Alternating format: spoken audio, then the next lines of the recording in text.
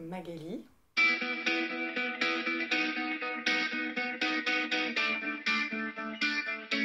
Je me décrirais comme un peu une touriste. Une touriste. Les choses me glissent un peu dessus et puis en même temps arrivent de plein fouet. Voilà. Du mal à gérer les émotions. Voilà. Touriste parce que j'ai pas eu l'impression d'avoir... Aujourd'hui, je me pose beaucoup de questions. Et les choix... est-ce que j'ai vraiment choisi tous les chemins que j'ai empruntés? Est-ce que j'ai pas laissé venir les choses? Est-ce que j'ai pas suivi les gens? Voilà, c'est plus dans ce sens-là. Allez, on verra bien, quoi. Je suis très attachée au service public, déjà. Ça, c'est vraiment un choix. Et ça m'est facile, les chiffres. Et ça me parle. Je sais très bien que les chiffres, on les analyse comme on veut en fonction de ce qu'on met derrière, de ce qu'on met devant, même sur les côtés. Et tout dépend de ce que tu as envie de montrer. Sauf que moi, je n'arrive pas à deviner ce qu'on a envie de montrer. Il faut me le dire, quoi.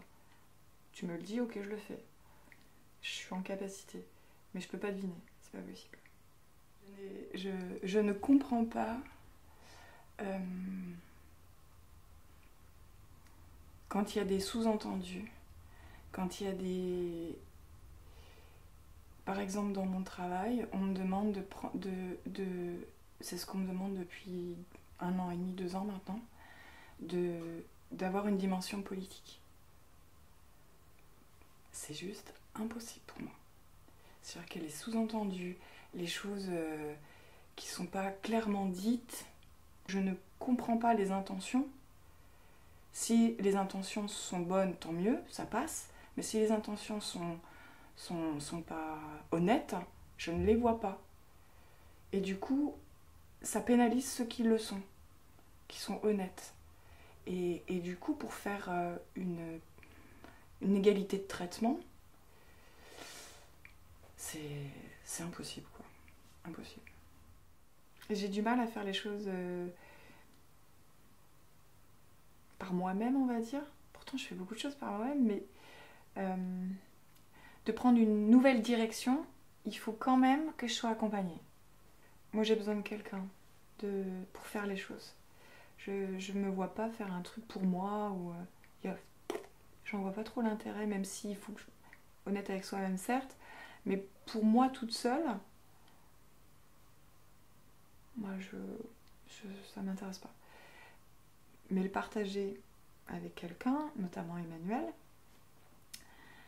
c'est un homme avec qui tout est possible en fait. Et ça, j'apprends à être honnête avec moi-même. Et c'est pas facile parce que entre les obligations de la société, les obligations qu'on s'impose et celles qui sont normales, enfin normales entre guillemets, on a quand même des responsabilités. C'est difficile de faire la part des choses et de s'en défaire. Regarder les choses en face, ne pas avoir peur de ces contradictions, ne pas avoir peur de ses défauts, qualités, parce que les qualités peuvent faire peur aussi. Voilà, essayer de faire le point sur qui on est, d'abord, et qu'est-ce qu'on peut en faire. Je pense que je suis généreuse. Voilà. Et patiente. Non, c'est plutôt patiente en fait. Voilà. Je pense que j'ai un degré d'acceptation qui est high level. Voilà. Alors après, on peut dire que c'est la peur d'affronter, c'est de la dilettante, mais je pense pas. Je pense que je suis juste patiente. J'ai pas de connaissances particulières, mais j'aime bien toucher à tout. Mais je fais jamais au fond des choses. Et j'ai une grosse capacité d'adaptation aussi. Je passe partout. Je m'adapte aux gens, je m'adapte aux situations, je m'adapte aux enjeux. Pas de problème. Vraiment pas de problème. Mon pire défaut, c'est que justement, j'affronte pas. Non, c'est juste impossible pour moi. de rentrer en conflit, d'aller bousculer les gens. Non, ça, je sais pas faire. C'est un gros problème aujourd'hui. J'arrive pas à discerner quand on me fait... Quand est-ce qu'il faut que je m'exprime et que ça va pas.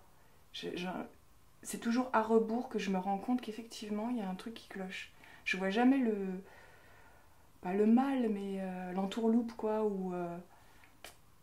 je vois jamais. Et c'est un petit peu embêtant.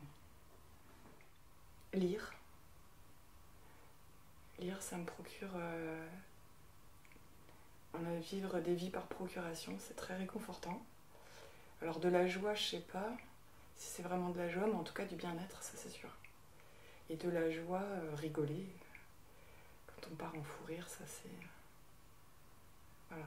Et puis mes enfants, quand je les regarde aujourd'hui, quand on est à table et qu'ils discutent et que je comprends rien à ce qu'ils racontent, je suis complètement perdue. Mais qu'entre eux, ça fuse, alors là, ouais, c'est extra. Je me dis que la fratrie, elle est réussie, quoi. Ça, c'est de la joie. Toujours pour mes enfants, c'est quand ils se crient dessus et qu'ils se disent des méchancetés. Quand j'ai l'impression d'être idiote par rapport à ce que les gens, le regard qu'ils portent sur moi, ou que je me rends compte que j'ai l'impression qu'ils sont plus intelligents ou autres, là ça me fait beaucoup de peine. Quand on m'expose des choses sur moi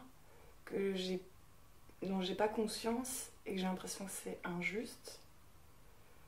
Voilà. De dormir sous les ponts. De pas avoir de toit. Ça, dormir dans la rue, je trouve que c'est ce qu'il y a de plus effrayant, quoi. C'est un truc... J'ai eu peur à un moment de le vivre et franchement... pourtant, il n'y avait aucune raison, hein, mais ça m'a mis dans un état, mon Dieu.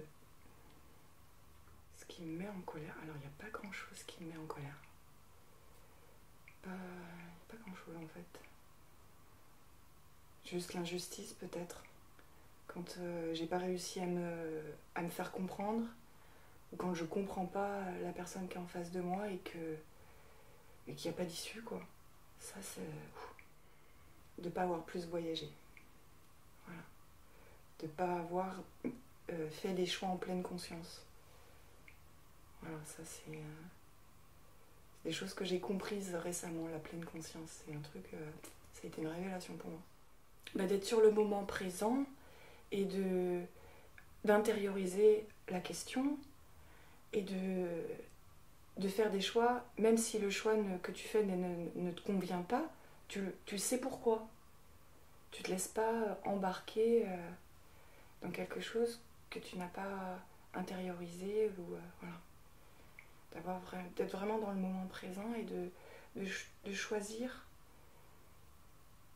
ce qui est bon pour toi ou pas, d'aller dans la direction que toi tu choisis, et voilà. Et de pas te dire dans 20 ans après, mais pourquoi j'ai fait ce choix. Ma force physique,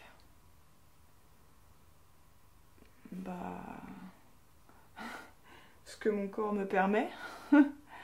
Je pense que je peux plus que ce que je pense avoir. Là, on se met des défis, hein, de temps en temps. Psychologiquement, je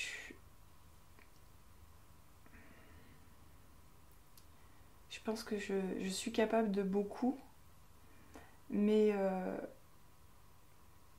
il faut me laisser le temps, et il faut que je le fasse seule. Les choses que je dois affronter, je peux pas le faire... Non, il faut que je le fasse seule. Les choses, je les résous seule. Je peux pas avoir de compromis ou de gens qui viennent s'introduire dans mon cheminement. Les choses, je les règle moi-même, à ma façon. Et même les gens sont à côté de moi, hein. Je dis pas que je suis seule, les gens m'entourent, hein, c'est pas la question.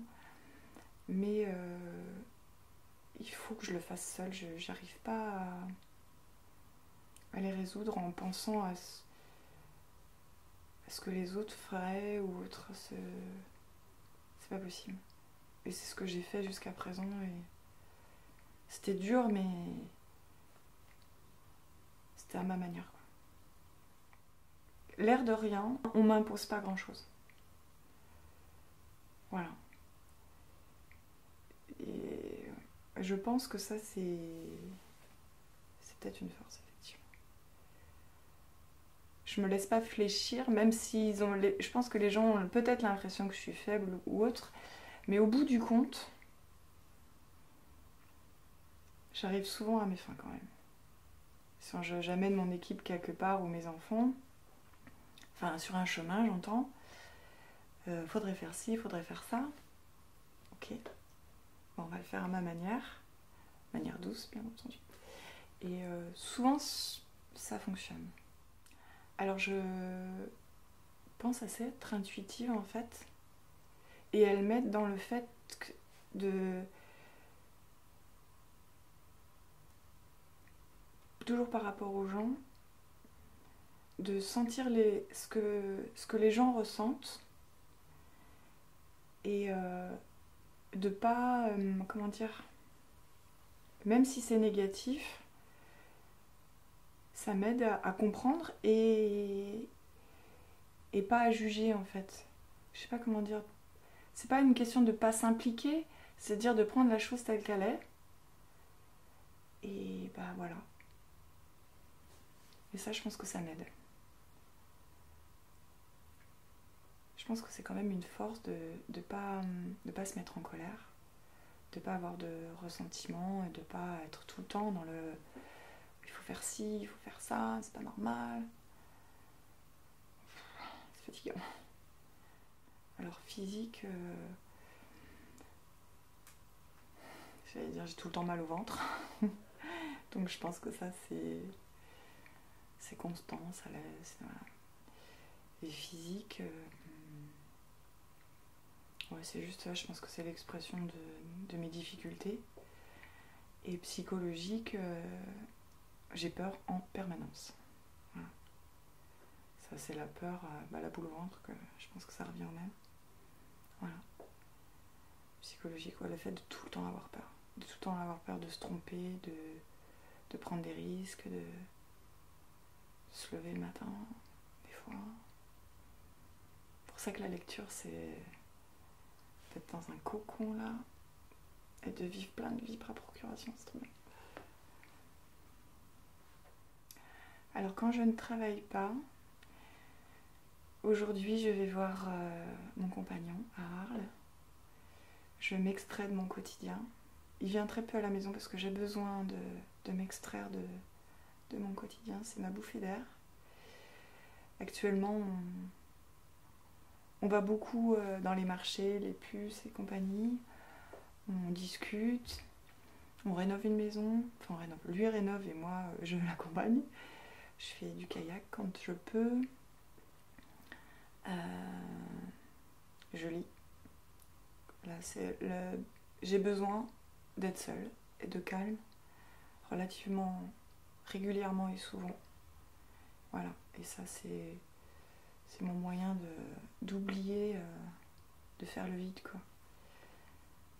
De me ressourcer, on va dire. Oh, le kayak, c'est la liberté. C'est vraiment le truc que j'ai trouvé où tu es à la fois seule dans ton embarcation, tu maîtrises ton truc, personne ne peut le faire à ta place, que tu partages en groupe dans des endroits magnifiques. C'est l'idéal. Tu peux aller partout avec cet instrument, tu peux l'emmener de partout, tu peux le partager avec d'autres et à la fois te mettre à bord. Voilà, c'est parfait. Alors là, j'étais sûre que vous alliez me poser la question. Je me suis demandé ce qui me passionnait et j'en ai pas. J'ai pas de passion particulièrement. J'aime beaucoup de choses, je m'intéresse à beaucoup de choses, mais je vais jamais à fond dans quelque chose. Je vais pas m'y perdre. En plus, je crains énormément ça. Donc je m'intéresse beaucoup à la photo, mais pour autant, je suis abonnée depuis des années à un magazine photo. Je vais beaucoup si j'ai une expo à voir, ça sera une expo photo. Et pourtant, je suis incapable de retenir le moindre nom de photographe, la moindre information. C'est juste du beau, de l'émotion, voilà. La lecture, c'est un moyen d'évasion. On arrive dans des endroits, des mondes, des personnages. Et ça met des mots aussi à des choses qu'on peut ressentir. On peut s'identifier à cette personne, vivre ses aventures. Voilà, je trouve que ça ouvre. Je regrette de ne pas avoir fait des fiches de lecture, par exemple. Avec tous les bouquins que j'ai lus, parce que je dois en lire 52, un par semaine, quoi, 52 par an depuis l'adolescence, ça doit être assez gros, quoi. Et je regrette de ne pas le transmettre à mes enfants, par exemple, ça. Parce que je garde beaucoup de livres dans ma bibliothèque, mais comme je ne garde pas, j'imprime rien du tout, je sais que ça m'a plu, mais je suis incapable de leur dire, de leur transmettre un peu d'informations avant qu'ils ouvrent le bouquin. Et ça, je regrette énormément de ne pas l'avoir fait. Et aussi un truc qui m'est venu récemment, d'avoir noté tous les lieux que j'ai visités dans les livres. Et du coup d'y aller. Ça aurait été vraiment assez poétique de faire ça. Bon, je ne l'ai pas fait, il faudrait que je le fasse maintenant. Je le dis là et puis je le fais toujours pas. Donc super. Ça, c'est mon inconséquence. Voilà. Ça, c'est. La lecture, c'est vraiment voyager en fait. La gentillesse. C'est une vraie valeur. Mais vraiment, c'est ce que j'essaye dans mon équipe professionnelle de leur dire que c'est ma valeur première. Et donc ça implique dans le travail, dans les relations,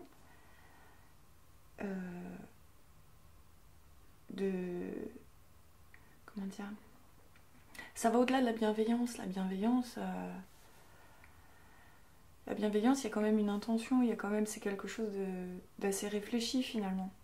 Mais la gentillesse, je pense que c'est encore plus fort que la bienveillance. Et que je pense que c'est une valeur, une vraie valeur, vraiment. Et que c'est pas forcément une faiblesse, parce que ça peut l'être, bien entendu, parce qu'on peut ne pas pouvoir se confronter à, c'est un petit peu embêtant. Mais pour autant, je pense que ça se répand. Tu vois ? Et c'est communicatif, hein, j'espère. La bienveillance, il y a quelque chose de... Quand on... Alors je reviens toujours au professionnel parce qu'aujourd'hui ça a une grande part dans ma vie, mais quand on parle de bienveillance au travail, je trouve qu'il y a un côté où une espèce d'injonction à dire à être bienveillant. Et du coup ça... les gens qui ne le sont pas, c'est dommage quoi. C'est bien aussi hein, d'être bienveillant, c'est pas ce que je dis, mais je trouve que c'est quelque chose de réfléchi en fait. Gentillesse, honnêteté, un truc que j'ai appris aussi récemment, enfin pas trop récemment, mais ce que j'essaye d'appliquer à moi-même et ce qui est très compliqué, c'est si la personne en face est capable de le faire, je trouve que c'est que être honnête, c'est pas forcément être honnête, c'est être honnête avec soi-même en fait. Et ça, c'est un concept que j'ai compris, enfin entendu et compris il n'y a pas si longtemps. Je pense que ça, c'est important. Si la personne est honnête avec elle-même, elle le sera avec moi. Voilà, gentillesse, honnêteté. La violence verbale, je déteste. Vraiment. Le vol, ça peut être n'importe quoi. Enfin, le vol, ça touche tellement de voler une amitié, ou voler une réputation, voler un moment, voler... même quelque chose de matériel. C'est pas... voler une vie, mal parler, ça m'est insupportable. Après, il y a des mots qui peuvent être dits de façon douce et bim, hein. Bah, là aussi, c'est pareil, hein. C'est l'intention, quoi. Tu peux toujours t'excuser, mais c'est fait, quoi. Après, j'ai une capacité à pardonner, hein. Je m'embarrasse pas d'un boulet, quoi. Je vais pas t'en vouloir à vie, je vais juste ne plus te parler, être indifférente, ne plus être touchée par quoi que ce soit.